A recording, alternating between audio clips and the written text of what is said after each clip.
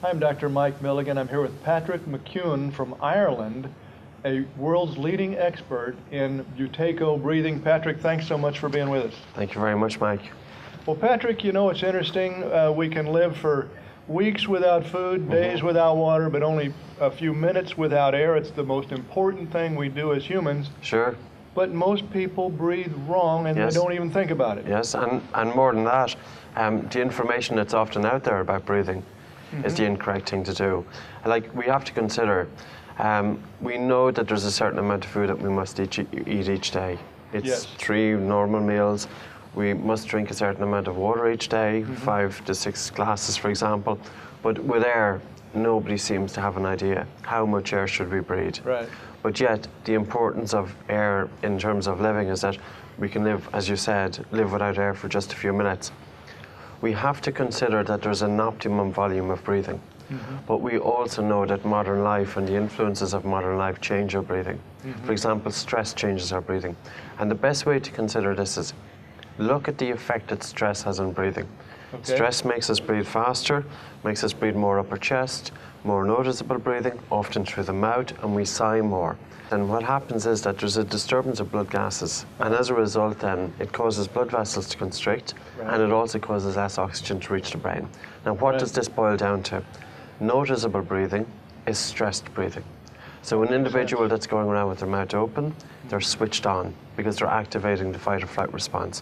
And that individual is going to suffer from, depending on genetic predisposition, fatigue, brain fog, disrupted sleep, respiratory complaints, and you as a dentist, you're going to be very aware of the detrimental effects of mouth breathing and oral breathing on, for instance, gum disease, dental cavities, development of the face, malocclusions, crooked teeth, and the list goes on. This, I would say, is the biggest epidemic that's in the Western world today. It affects at least 50% of children, it's estimated in one study, to mouth breathe between the age of 3 and 9 years of age. Probably the same amount of adults. And yet, it's not even on the list in terms of good health, you know, so we really need to bring this to the forefront. I think it's because it's too simple. It's accepted for granted that breathing is a voluntary activity. We just breathe, you know, but we have to consider that it's so important in terms of human survival, and also that it must meet certain parameters. Well, I think it might be economics too, because you can't make any money like the drug companies make money by promoting proper breathing, like they can with drugs. But proper breathing, it's so simple to learn. It's huge, But it's so important, more important than the drugs. We cannot, you're correct, we can't patent breathing, we can't put a trademark on it, you know, so it's something that is very natural to us. It's simple, and sometimes we also expect complicated solutions. So an individual, but the other thing is as well, I think many people learn to accept how they feel as normal for that person. I was 20 years with my mouth open. Nobody told me ever, breathe through your nose, Patrick. I was waking up tired you as well. Waking up tired every morning, I had poor concentration in school, and I accepted it, that was who I was.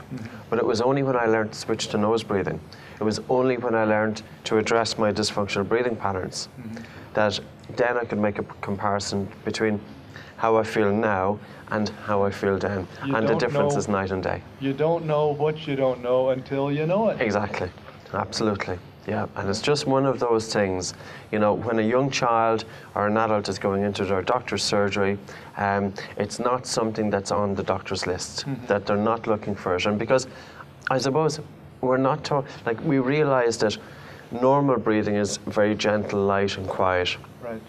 Person having a panic attack, they're breathing 20 litres plus. We're concerned with the piece in the middle, that it's not as if the person is having a panic attack. They're going around, or an asthma attack, or hyperventilation. But at the same time, they're still breathing more than what their body requires. So they're breathing more than what they're used to. So in food terms, they could be breathing 2 to 3 times more than what they need.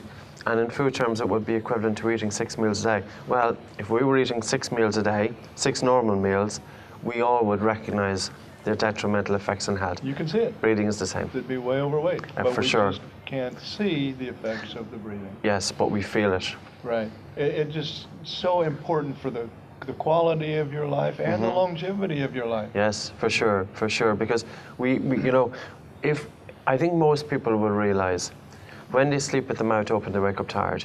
But even if they just take a few big breaths in and out of the mouth, they often get lightheaded. Now, what does that suggest? If by taking a few big breaths we get lightheaded, it suggests that there's less oxygen reaching the brain. So we're breathing less is more. Right. But we also have a belief out there that get in as much oxygen as possible and get rid of carbon dioxide. And it's That's not incorrect. quite, it's incorrect.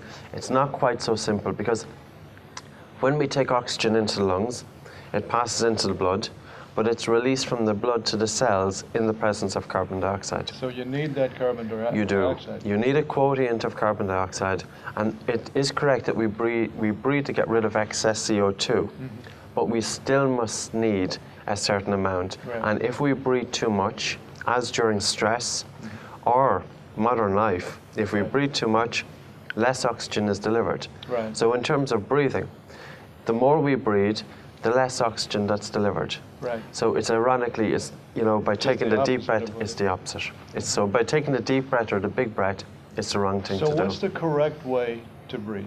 It should be light, it should be gentle, it should be through the nose, it should be difficult to see, it should be silent, and there should be a gentle pause in the exhale. Like the terms of, if I'm talking, and also how we breathe during the day is how we breathe during sleep. So our breathing should be light during sleep, through the nose. Then we have a deep sleep, we wake up refreshed. Right. Because it's a normal, it's a normal given that if you have a good night's sleep, if for example we sleep for 8 hours, we should wake up alert. Right. That's a normal physiological trait. But how many people really wake up alert after 8 hours sleep? Very few. Very few. So something is wrong there. Right. And what is wrong is we have to look at breathing. How is the individual breathing during sleep? Are they snoring? Are they holding their breath? Are they mouth breathing? Are they taking large volumes? And as long as they're doing that, they're going to have a reduced quality of sleep. What types of, okay, so those would be incorrect ways to breathe. We've discussed correct and incorrect. What types of things does this affect? What are some of the diseases or symptoms that we're talking about here that show us that we have poor breathing? Sure. Well, some of the most common conditions, including respiratory, so you're talking about rhinitis, nasal obstruction, hay fever. They would be significantly impacted by how you breathe. Okay. It's not just that the rhinitis is causing the mouth breathing, but the mouth breathing is feeding back into the rhinitis. Right. Asthma. If we breathe in through the mouth, we're taking cold, dry air into the lungs, and the airways will constrict in response to it. Snoring. If we heavy breathe during sleep, we have more noticeable breathing during sleep. We have more of a disrupted sleep. Okay. Sleep apnea, also related to sleep apnea, is heavy breathing. And a child, for example, that, say, the parent comes in to me and they say, well, my child is ADD. Well, I say the first thing I check is, well, how is the child sleeping? Because as an adult, if we have a poor night's sleep, we're tired. But as a child, if they have a poor night's sleep and a disrupted sleep, they've got attention deficit. Right. So here's another aspect that we need to, exactly. Right. So another aspect that, a child's development, and I think really, even though mouth breathing is key, that it's so important for an adult to learn how to breathe correctly, but it's probably even more important for a child. Because how the child breathes during the formative years alters the changes and shapes of the face. Right. So for example, a child with the mouth breathing, they develop less of an attractive face. As you know, their jaws are set back. My jaws, I have some of them from having my mouth open. Long face. Longer face. My nose is slightly bent. My jaws are slightly set back. Crooked teeth. And it's not a healthy face, because a good-looking face is a healthy face. So, we're talking about probably some of the most common conditions are influenced by how we breathe. And what's more, when we change our breathing patterns, we can help with these conditions. We can help with rhinitis. We can help with hay fever. We can help with asthma. We can help with high blood pressure. Because, for example, I think most people will realize when they get stressed, their breathing increases, but blood vessels constrict. Now, when blood vessels constrict, the heart has to raise the pressure to distribute blood throughout the body. And also, when we've got increased breathing, we're switched on. We're activated the sympathetic sympathetic nervous system, whereas we really want to switch the individual off. The fight and flight, exactly. That's sympathetic. And the relaxation response would be the parasympathetic. So we can bring the person from a sympathetic state to a parasympathetic state in a few minutes in changing their breath. Now, most people will be aware stress makes people sick. And on the basis that stress makes people sick, relaxation, reduced breathing, and activation of the parasympathetic nervous system and the relaxation response will help to make them better. So there's so many conditions that fall under this. But the more general ones that we would look at would be respiratory, sleep, craniofacial, and anxiety, panic attack, and stress.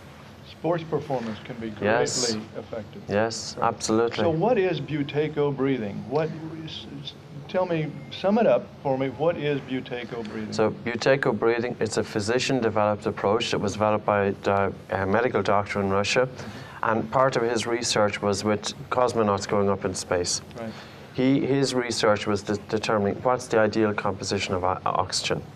And from that then, he himself had very high blood pressure. He started slowing down his breath, breathing through his nose, breathing quietly, breathing lightly, and using specifically developed exercises. He was able to reverse his high blood pressure. Then he started working with his patients. So the Buteyko method, it involves a measurement appraisal. Okay. It involves 7 specific exercises to retrain our breathing, because we have to consider the influences of modern life have changed our breathing in the wrong direction. Right. The Buteyko method is about bringing it back towards normal.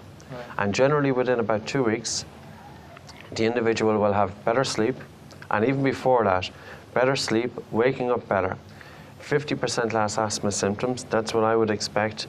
And I've been working with thousands of people with asthma for the last 13, 14 years. 75% less snoring, we expect within about 2 weeks. And we also expect the assistance with the growth and help in the child's face. Right. Get the mouth closed, get the tongue up into the roof of the mouth, and allow the child to have normal development, as opposed to be held back by something so innocuous as mouth breathing that doesn't get the attention it deserves. My goodness, wonderful. So what else would you like to tell us before we close? I think it's paramount, you know, like for decades, doctors were talking about the importance of eating less. There's so much information about food. The Western man and woman were eating too much. Right. Well, I think the next health revolution is our breathing is changing, that we're breathing too much. And over-breathing is causing less oxygen to be delivered to the cells. Right. I think the next health revolution is breathe less and breathe through your nose. Okay. Where do we get more information? Well, we have a website through your website and buteykoclinic.com and your website. Okay, oralsystemic.link.net. So that's where we can get more information. Yes. Patrick, thank you so much for being with us. Thank you very much, Dr. Milligan. Further information is available from buteykoclinic.com or directly from Dr. Mike Milligan. Thank you for listening.